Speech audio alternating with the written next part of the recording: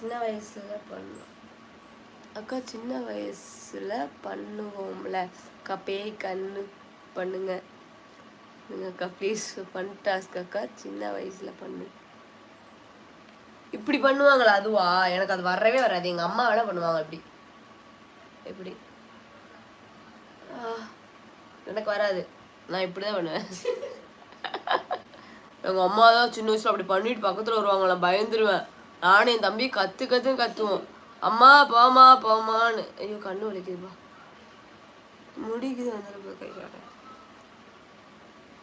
போமா மடக்கி எடுமா. இதென்ன கண்ணா இல்ல கையா? மடக்கி எடுக்கிறதாமா. மா வேணாம்.